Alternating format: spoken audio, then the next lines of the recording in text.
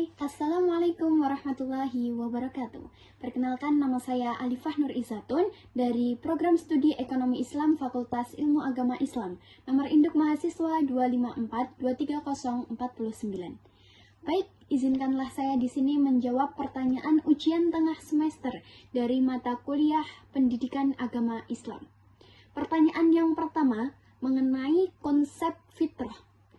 Fitrah itu adalah kondisi dasar manusia yang mengarah kepada kebenaran dan juga mengakui keberadaan atau keesaan Allah Subhanahu wa Ta'ala. Setiap manusia itu terlahir dalam keadaan fitrah, namun lingkungan dan pendidikanlah nantinya yang akan mengarahkan kehidupan mereka selanjutnya. Dalam sebuah hadis, Rasulullah SAW bersabda, setiap manusia itu terlahir dalam keadaan fitrah, namun orang tuanya lah yang menentukan mereka Nasrani, Majusi. Kemudian dalam Al-Quran Surat Ar-Rum, Allah Subhanahu wa Ta'ala berfirman yang intinya menjelaskan bahwa fitrah manusia itu adalah kecenderungan alami untuk mengakui beribadah kepada Allah Subhanahu wa Ta'ala. Fitrah ini meliputi potensi akal, hati nurani, dan spiritual yang mendorong manusia menuju kepada kebenaran. Nah, sebagai mahasiswa nih, ketika kita merasa bersalah setelah berbuat salah atau mencontek atau berbohong, nah rasa salah itulah yang merupakan bagian dari fitrah yang Allah tanamkan dalam hati manusia. Ia menjadi tanda bahwa hati nurani ini masih hidup dan juga ia mengarah kepada kebenaran. Yang kedua, menjawab mengenai akidah. Akidah secara bahasa itu aqada ya'qudu, yang berarti mengikat. Kemudian secara istilah adalah keyakinan dalam hati kepada Allah, hari akhir, Rasul, kitab-kitab, malaikat, dan takdir baik ataupun buruk. Nah, peran akidah bagi seorang muslim itu sangat penting karena menjadi pondasi dalam berpikir dan bertindak. Akidah membentuk cara pandang seorang terhadap kehidupan. Jika akidahnya kuat, maka setiap keputusan dan tindakannya itu akan selalu dilandasi oleh nilai-nilai keimanan dan ketakwaan kepada Allah Subhanahu wa Ta'ala. Maksudnya, seorang muslim yang berakidah benar tidak hanya percaya kepada Allah secara teori, tetapi keyakinan itu mempengaruhi seluruh aspek kehidupan, dari cara berpikir, bersikap, hingga mengambil keputusan. Contohnya, mahasiswa yang memiliki akidah kuat tidak akan melakukan kecurangan akademik meski tidak diawasi. Karena ia yakin bahwa Allah Subhanahu wa Ta'ala itu selalu melihatnya, atau kerap disebut dengan ihsan. Ia juga akan menuntut ilmu dengan niat ibadah, bukan semata-mata untuk nilai dan gelar saja. Soal yang ketiga mengenai sholat. Mengapa salat itu dapat mencegah dari perbuatan keji dan mungkar? Jadi Allah Subhanahu wa Ta'ala sudah berfirman di dalam Quran surat Al-Ankabut ayat 45 yang artinya sesungguhnya salat itu mencegah dari perbuatan keji dan mungkar.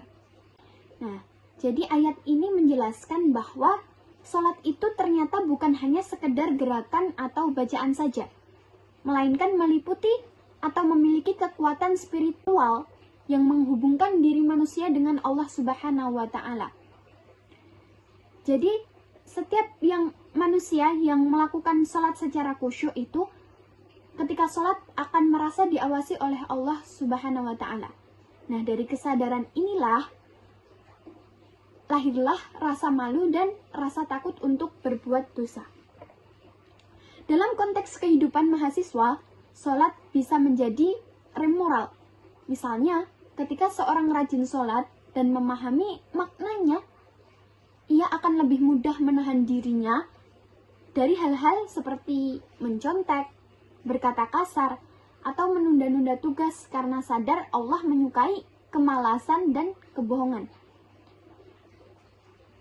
Kalau dari penerapan saya pribadi, saya berusaha menjaga sholat itu 5 waktu, khususnya sholat subuh yang sering menjadi tantangan. Namun setelah terbiasa, saya merasa lebih disiplin dan tenang menjalani aktivitas kuliah atau aktivitas sehari-hari. Saat ada godaan yang datang untuk menunda tugas atau berbuat curang, rasa malu kepada Allah itu muncul. Nah, itulah dampak nyata dari sholat yang mencegah dari perbuatan keji dan mungkar. Pertanyaan nomor 4 mengenai fenomena yang terjadi di tengah masyarakat. Fenomena itu menunjukkan bahwa adanya perubahan sosial ke arah tauhid, yaitu meninggalkan praktek syirik. Di dalam Islam, seseorang yang memberikan sesaji kepada gunung, laut, atau roh itu termasuk ke dalam menyekutukan Allah Subhanahu wa Ta'ala, dan itu dilarang di dalam Al-Quran. Sebagaimana firman Allah dalam Quran surat Luqman ayat 13 yang artinya, sesungguhnya seseorang yang menyekutukan Allah itu termasuk dalam kezaliman yang besar. Kemudian di fenomena tadi, masyarakat meninggalkan praktek syirik itu tadi dan bertawakal serta bertobat kepada Allah. Kemudian Allah memaafkan dan memberikan kelimpahan rezeki kepada mereka. Menurut pandangan saya, musibah itu bukan semata bencana alam, tapi bisa menjadi peringatan agar manusia kembali kepada tauhid itu sendiri.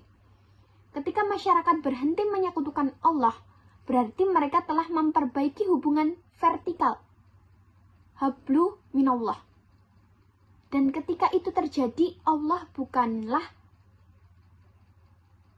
akan memberhentikan rezeki mereka, melainkan Allah membukakan keberkahan dalam kehidupan mereka. Contohnya, di beberapa wilayah pesisir di Indonesia, masyarakat itu mulai mengganti tradisi larung sesaji dengan doa bersama dan sedekah laut, yang niatnya semata-mata untuk bersyukur kepada Allah, bukan meminta kepada laut.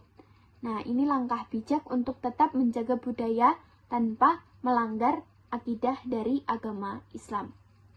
Menjawab soal nomor 5 mengenai tujuan manusia diciptakan untuk menyembah Allah Subhanahu wa Ta'ala.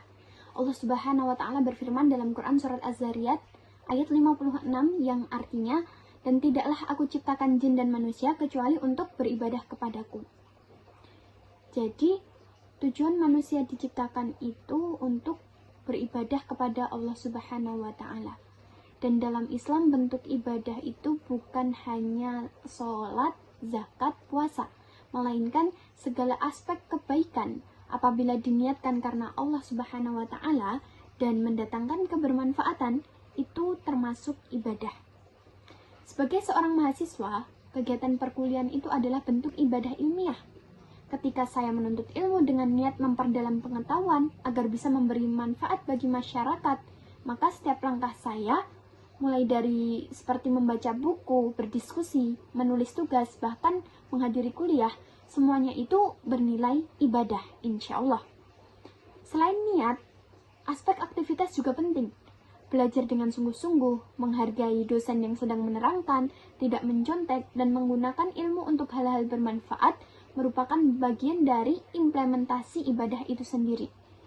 Misalnya, saya belajar pendidikan agama Islam bukan sekadar untuk nilai, tetapi agar saya juga bisa memahami bagian dari ajaran Islam, menjadi pedoman moral dalam kehidupan sosial saya.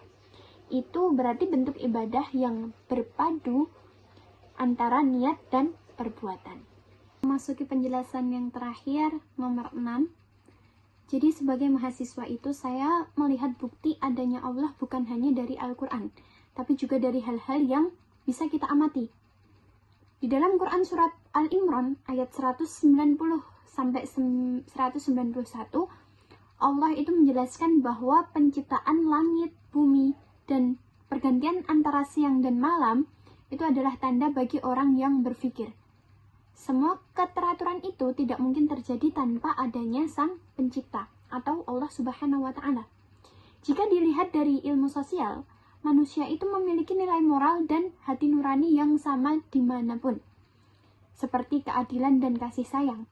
Itu menunjukkan bahwa Allah Subhanahu wa Ta'ala memberi fitrah dan aturan hidup agar manusia bisa berjalan dengan seimbang. Jadi, keberadaan Allah bisa dibuktikan lewat dua cara. Yang pertama dari wahyu, dan yang kedua dari akal. Semakin dalam kita belajar, semakin jelas bahwa semua sistem kehidupan ini diatur oleh Allah yang Maha Mengetahui. Nah, mungkin cukup sekian dari saya. Ketika saya menjawab 6 pertanyaan tadi, saya memiliki kesalahan sebesar-besarnya, saya mohon maaf. Nun wal qalami wa may yasturun fastabiqul khairat. Wassalamualaikum warahmatullahi wabarakatuh.